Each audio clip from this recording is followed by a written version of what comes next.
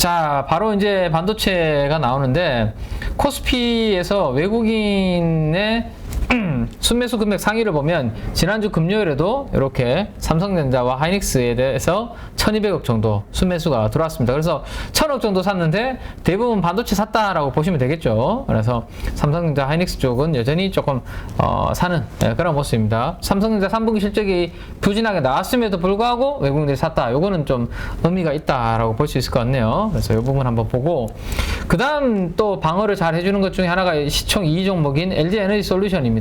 이게 또 268억 SDI와 함께 2차전지 셀. 그래서 반도체와 2차전지 셀 업체가 그나마 좀 버텨주면서 지난주 금요일날 우리가 어느 정도 조금 하락을 선방하는 그런 모습이었다라고 보시면 되고, 나머지는 뭐 금액 기준으로 크게 의미가 없는 기준이다. 금액 수준이다라고 보시면 될 것 같아요. 자, 그래서 오늘도 이제 반도체가 얼마나 우리가 선방해 주는지 그 부분이 좀 중요할 것 같아요. 그래서 제가 이제 저희 디자이너님한테 부탁해서 그림을 바꿨습니다. 왜냐하면 여기 원래 하트가 있었잖아요. 상당히 보기 싫더라고요. 그래서 촌스럽고. 그래서 아니 그런 네. 하트는 보기 싫어하면서 왜 가슴에 왼쪽 가슴에 달고 나와요 옷에? 아니 그러니까 되게 여기 있으니까 상당히 좀 뭐 촌스럽더라고요. 그래서 네. 제가 디자인을 완전히 이제 바꿔달라고 해서 바꿨는데요. 자, 요 그림을 여러분들께서는 잘 기억을 해두셔야 됩니다. 그래서 당분간 요 반도체 사이클은 이 흐름에 따라서 우리가 주가 안 좋고요, 실적 안 좋고, 앞으로 뭐 전망도 안 좋지만 오히려 전망이 안 좋기 때문에 투자가 줄어들고 생산 계획을 하향시키고, 그래서 공급이 떨어지면 반도체 업황은 이제 바닥 찍겠네, 요 생각을 가지게 되는 구간 여기 있다라고 말씀드렸죠. 그래서 요거에 따라서 앞으로 한번 기다려 보도록 그렇게 해야 되고, 그 다음에 지난주에 나왔던 이야기가 이제 요거죠. 대중 수출 통제한다. 그 다음에 아주 성능이 높은 장비, 그 다음에 인공지능과 같은 고성능 칩들은 중국으로 수출하는 거 통제한다. 근데 삼성과 SK는 별도로 심사를 하겠다라는 전제를 달았습니다. 그죠? 그래서 요게 이제 우리나라한테는 별 이슈가 안 될 수도 있는 부분이고, 뭐 이제 중국이 이제 꿈틀하겠죠. 이제 중국이 아마 우리를 두고 너가 같이 이렇게 한패를 대서 공격을 하면 반발을 할 거고, 그 반발을 했을 때 여기에서 제가 생산하는 부분에 대해서 만약에 제한을 걸면 요거는 긍정적인 포인트가 될 수 있다라고 말씀드렸습니다. 그래서 요 이슈가 나오는지, 다만 생산을 못하게 만들면 당일날 주가는 큰 폭으로 떨어질 수는 있습니다. 근데 오히려 그때가 이제 생산을 더 이상 안 하면 반도체 공급이 막힐 수 있겠구나 라는 생각 때문에 오히려 튀어오를 수 있는 요인이 되니까요, 그때 한번 타이밍을 한번 잡아 보셔야 될 것 같아요. 하이닉스 없으신 분들은. 자, 그래서 요런 것들에 대해서 좀 고성능에 대해서 판매를 받도록 만들었다라는 거고, 로이터 쪽에서 나오는, 해외 쪽에서 나오는 이슈 이야기들을 보면 삼성과 하이닉스에는 그래서 큰 영향이 없을 것 같다, 제재가, 그런 내용들인데 진짜 제재에 영향이 있을지는 앞으로 조금 더 지켜봐야 되는 부분이 있어요. 그죠? 그래서 그런 부분들은 일단은 중립적인 부분으로 우리는 봐야 되지 않을까 싶고, 금요일까지 그래서 삼성전자에 대해서는 외국인들이 여전히 이렇게 강하게 사는 모습 보여주고 있고요. 하이닉스는 오히려 전고점을 이렇게 뚫어버리는 강한 수급이 들어오고 있습니다. 그래서 오늘도 이 반도체 원투 펀치가 잘 한번 버텨주기를 좀 기대를 일단은 해보고요. 자, 문제는 네이버와 카카오로 시작된 이 인터넷 플랫폼 관련된 쪽인데, 네. 특히나 카카오페이, 카카오뱅크 이쪽이 지금 다시 또 그렇죠. 하락세를 지금 막 이어가고 있습니다. 최근에 뭐 기사들 보니까 여기에 우리 개인 투자분들 물려 있는 분들이 상당히 많으신 것 같더라고. 보니까 카카오라고 붙어져 있으면 왠지 되게 이제 뭐라 해야 되나 좀 작년에는 카카오 하면 다시 그러니까요. 그 상승의 아이콘이었는데, 네, 첨단 뭔가 왠지 좀 계열사들을 가지고 있는 거 같고, 신성장 산업들, 그러다 보니까 이게 밸류에이션이 상당히 비쌌는데, 제가 주간 찐시황에서 채팅으로 무슨 이야기를 했냐면요, 카카오페이가 지금 밸류에이션이 얼마인지를 제가 말씀드렸거든요. 이렇게 빠졌는데 원래 연말 기준으로 퍼가 550배더라고요. 그래서 이게 제가 최근에 계속 그런 말씀 드렸죠. 이렇게 금리가 올라가는 구간에서는 밸류에이션이 높은 주식들은 이 디스카운트를 받을 수밖에 없다라는 말씀드렸는데 이러다 보니까 밸류에이션이 너무 비싸고 이 550배 이렇게 빠졌는데도 550배 원래 연말 기준으로 애널리스트 추정치가 이렇게 나와 있더라고요. 그래서 참 이게 쉽지 않은 이렇게 보잖아요. 그 성장주는 비쌀 때 사서 쌀 때 판다고 이제 이익이 이제 좋아지면 또 확 내려갈 거니까라고 생각하는 게 작년의 논리였다고. 네네. 근데 다시 이 논리는 성장주의 시대가 오면은 다시 또 이렇게 되지 않을까요? 그렇죠. 그러면 지금 어떻게 되냐 하면요. 지금 우리 국고채 금리, 미국의 10년물, 유로존의 금리, 그다음에 연준의 펀드, 연준의 기준금리 다 이렇게 올라가고 있잖아요. 성장주들이 움직이려면 어떻게 될까요? 금리 더 이상 안 올라가야 되고, 안 올라가다가 오히려 이렇게 돼서 이렇게 돼야지. 예, 금리가 이 구간이 아니라 요 구간이 와야지 성장주들을 목말라 하는 거고, 요 구간이 되면 성장주들이 아니라 가치주들을 찾게 되죠. 그죠? 그래서 지금은 이 성장의 탈을 쓰고 있는 카카오 그룹들이 움직이기는 쉽지 않은 구간이다라고 보셔야 되는 거죠. 네. 아니 그렇지 않아도 우리 PD가 이렇게 찐시황 하이라이트로 오늘 했는데 싸다고 카카오 네이버 사면 된통 당합니다. 이렇게 제목을 잡았더라고요. 너무 센데요. 그래요? 너무 센데. 왜냐하면 가지고 계신 분들이 또 아무튼 어쨌든 시장이 그렇다는 거죠. 그러니까 네. 카카오나 네이버 같은 성장주를 들고 있으신 분들은 만약에 존버하기로 결정했다면 문제는 이 개별주가 아니라 다시 성장주의 시대가 오기까지 기다리면 되는 거죠. 그렇죠. 근데 이게 지금 시장에 안 먹히는 이유 중에 또 하나가 뭐냐면요. 성장주라고 했잖아요, 방금. 근데 얘네들이 지금 성장을 하냐 안 하냐. 성장 못 하거든요. 이익 컨센서스는 계속 떨어지고 있고요. 자, 매출 컨센서스는 그나마 올라가는데 한 10% 정도 연간 CAGR로 연평균 성장률이 연 10% 정도 올라오고 있습니다. 근데 이게 얼마나 지금 약한 성장이냐면 우리 엔터주들 있잖아요. 엔터주들. 네. 엔터주들 YG나 JRP 같은 이런 회사들은 지금 연평균 성장률이 30에서 100%씩 올라오고 있거든요. 음반 판매나 이런 것들이. 그러다 보니까 성장으로만 따지면 사실 네이버와 카카오가 엄청나게 성장하는 지금 그런 구간 아니거든요. 그러다 보니까 성장은 많이 안 하는데 밸류는 높다 보니까 지금 계속 그게 디스카운트 되는 거죠. 그래서 당분간은 뭐 그런 부분들에 대해서 영향이 좀 불가피한 그런 부분들은 있다. 다만 우리가 이제 어디까지 빠질지는 모르는데 제가 기술적으로 포인트를 잡아드렸었잖아요. 근데 지난주는 결국은 그 기술적인 포인트를 넘어서지 못하고 다 마무리가 되었습니다. 그래서 이번 주에 또 한번 그 부분을 또 점검을 한번 해봐야 되겠죠.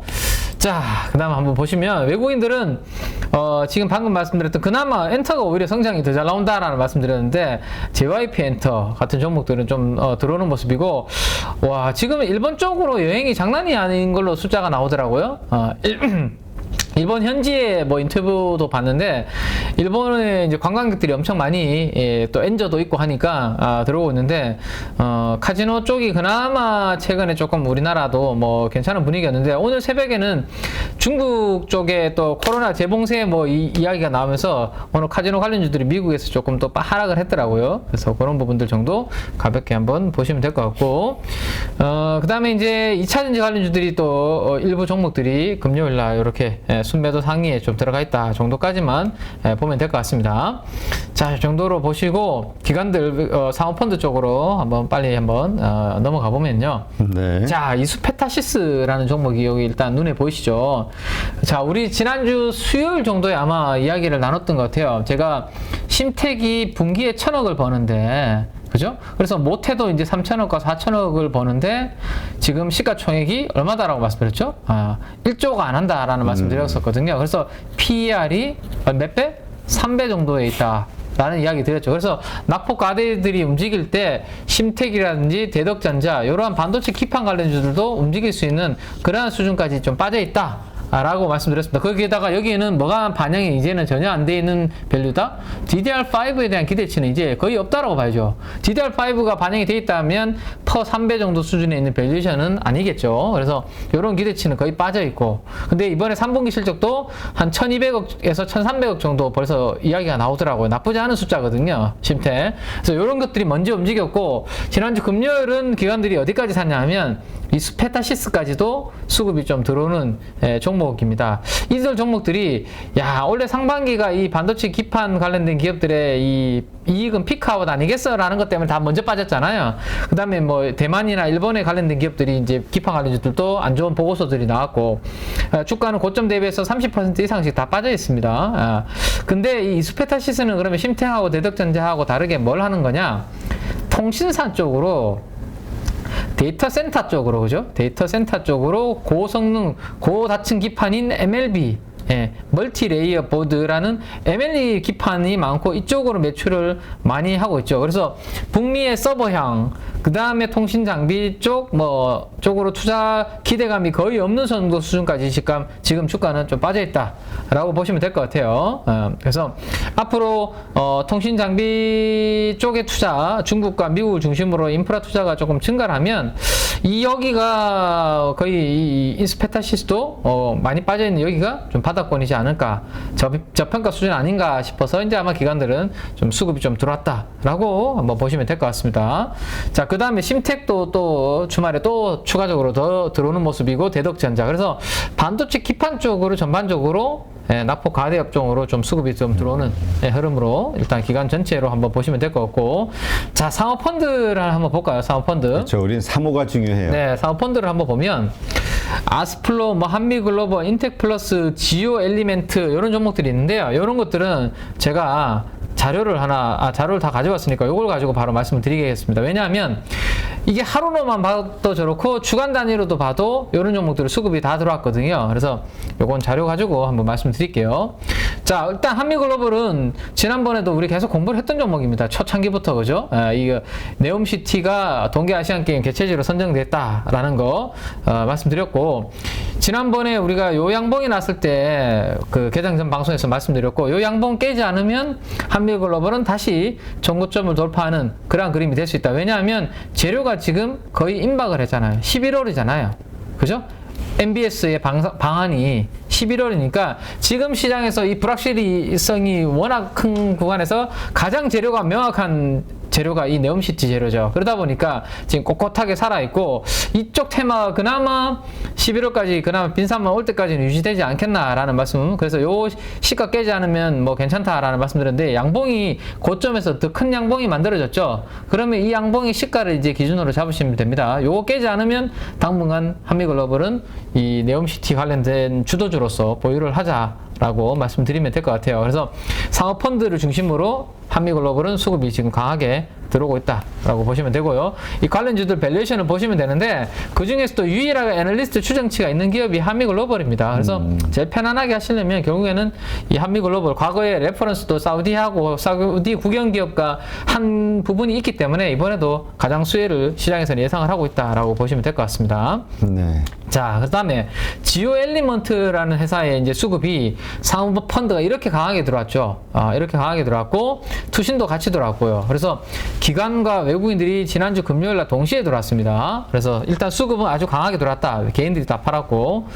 자, 근데 요게 이제 오늘 가장 시장에서 이슈가 많은 반도체 쪽이라서 지난주 금요일은 잘 괜찮았는데, 오늘 이 수급이 어떻게 될 건지, 이어질 건지, 아니면 안 되겠다, 일단 반도체 좀 줄이자라고 해서 매도가 나올지, 요거는 한번 또 이따가 한번 봐야 될 것 같아요. 근데 참 알 수 없는 게, 이미 반도체와 관련해서 이미 그게 다 예상이 되고 있는 거죠. 안 좋다 해서 계속 빠지고. 그렇죠. 네, 영향을 좀 받았기 때문에 이미 주가는 별로 안 오른 상황에서 수급이 들어왔기 때문에 한번 그게 뭐 이어질지 한번 봐야 되고, 반도체 전공정에서 우리가 주요 핵심 공정들이 여러 가지가 있는데, 그 중에서도 이 회사는 증착 공정 쪽에 해당이 된다라고 보시면 될 것 같아요. 전공정 내에서 여기 비중이, 여기에 동그라미가 쳐져 있죠. 전방산업이 증착 공정에서 사용되는 거구나. 증착 공정에서 사용되는 기술은 크게 이렇게 한 3가지 정도가 있고요. 그 중에서도 이 회사는 ALD라는 원자층 증착이라고 하는 아주 미세한 화학적 증착을 사용하는 방법이다라고 보시면 되는데, 이게 같이 성장하는 게 EUV 공정입니다. 네, 우리가 네덜란드의 ASM을 통해서 장비를 가지고 왔을 때 이 EUV 공정을 사용을 하고, EUV를 할 때 같이 들어가야 되는 게 바로 ALD, 원자층 증착이다라는 거 알고 계시죠? 그래서 방막의 두께가 매우 가늘다, 얇다. 라는 거 보시면 됩니다. 앞에 PVD, 물리, 그 다음에 CVD, 화학적 증착보다 훨씬 더 가는 얇은 방막을 만든다. 그래서 대부분 다 우수하다고 되어 있죠. 다만 아직까지 생산성, 수율이 많이 안 나온다라는 요게 하나의 단점이 있습니다. 그래서 이 정도 알고 계시면 될 것 같고, 그래서 ALD 시장은 앞으로 연평균 25%씩 이렇게 꾸준히 앞으로 성장을 합니다. 왜냐하면 EUV가 계속 많이 도입이 되니까요. 그래서 이 부분 보시면 되고, 자, 그러면 이 회사는 그러면 ALD에서 뭘 담당하냐? 지오 엘리멘트는 이제 전구체라는 것을 이제 담당을 하는데요. 증착의 대상이 되는 원소재가 필요한데, 그 원소재를 우리는 전구체라고 이야기를 합니다. 그래서 전구체를 이송하고 전달하는 역할을 담당하는 캐니스터라는 것을 만드는데, 이게 스테인리스 스틸이라는 재료로 만듭니다. 쉽게 이야기하면 이송하고 전달을 하는 박스, 보관함이라고 보시면 돼요. 그러면 왜 박스라고 부르지 왜 캐니스터라고 불러? 이게 폭발 가능성이 있는 물질은 보통 캔이라는 단어보다는 캐니스터라고 해외에서는 많이 부른다고 합니다. 그래서 이 회사는 이 제품을 캐니스터라고 명명을 한 것 같아요. 그래서 요거를 주력으로 하고 있고, 이 ALD 증착 공정에 들어가는 뭐 센서라든지 다양한 것들을 하고 있다라고 보시면 될 것 같습니다. 자, 근데 그러면 이제 수급도 들어왔고 이 회사가 EUV ALD 공정에서 앞으로 성장은 뭐 가능할 것 같은데, 그럼 리스크 요인은 뭐냐? 결국에는 투자가 감소되는 부분이죠. 과거에 반도체 소부장에서 조금 주춤했던 구간이 삼성전자, SK하이닉스가 이익 피크아웃이 나타났던 구간에 이 국산화가 지연됐던 구간이 있습니다. 돈을 벌어야 거기 투자를 하는데, 그렇죠. 이익이 피크아웃이니까 이제 국산화가 조금 지연이 됐다라는 거죠. 그래서 이번에도 업황이 이 정도에서 바닥 찍고 턴하면 괜찮은데, 혹시라도 이것보다 훨씬 더 심각한 뭐 부진이 오고 설비 투자가 이것보다도 훨씬 더 부진이 길어지고 계속 길어진다면 요거는 좀 영향을 받을 수 있다 정도 생각하고 계시면 될 것 같아요. 자, 그 다음 세 번째 이제 사모펀드에서 강하게 산 종목이 아스플로라는 종목입니다. 요거도 낯설죠. 그래서 사모펀드가 주도를 했다라고 보시면 돼요. 매수는. 자, 뭐냐? 이것도 반도체 관련된 이슈인데, AMAT라고 어플라이드 머티리얼즈라는 글로벌 반도체 장비 1위 회사가 미국에 있습니다. 그 회사의 이제 회장님하고 이제 관련된 임원분들이 윤석열 우리 대통령 그 뒤에 이렇게 서 계시고 사인을 여기 웨이퍼에다가 하고 계시죠. 그래서 이 어플라이드 머티리얼즈가 우리나라에 R&D 투자를 엄청나게 하겠다라는 발표를 했고, 윤석열 대통령께서 거기에 한미동맹의 상징으로 웨이퍼에 사인을 한 그런 부분이 지난주 금요일 날 이슈가 있었습니다. 이벤트가. 자, 그래서 이제 AMAT 어플라이드 머티리얼즈가 투자를 했을 때 수혜를 받을 수 있는 기업들에 대해 시장에서 관심을 많이 좀 가지고 있는데, 그 기업들로 수급이 좀 들어왔는데 어떤 기업들이 있냐? 선암이라는 회사가 일단은 어플라이드 머티리얼즈 관련된 기업들이 지분을 10.52% 대주주입니다. 그래서 이 회사가 대주주니까 관련된 회사네 라고 일단 시장에서 관심을 좀 가지고 있고요. 그 다음에 로봇 관련된 회사 중에서는 T-로보틱스라고 있는데, 이 회사가 과거에 어플라이드 머티리얼즈하고 전략적 관계를 유지하면서 뭔가 같이 협력을 한 부분이 있습니다. 그러다 보니까 이 AMAT 관련된 기업이라고 알려져 있고요. 마지막으로 방금 우리가 이제 수급이 들어온 상호펀드에서 선택한 아스플로입니다. 요게 이제 과거에 OEM 부품을 공급한 적이 있습니다. 예, 어플라이드 머티리얼즈. 자, 그러면 우리나라에서 이 R&D 센터 건립하고 투자를 많이 하면 과거에 OEM 부품을 공급했으니까 아스플로가 수혜를 볼 수 있지 않을까라는 기대감에 사모펀드의 수급이 들어왔다 라고 그렇게 한번 보시면 될 것 같아요. 그래서 세 종목을 밸류에이션 표를 제가 만들어 보니까 선암이랑 T-로보틱스는 영업이익이 적자입니다. 적자다 보니까 밸류에이션이 지금 보면 없죠?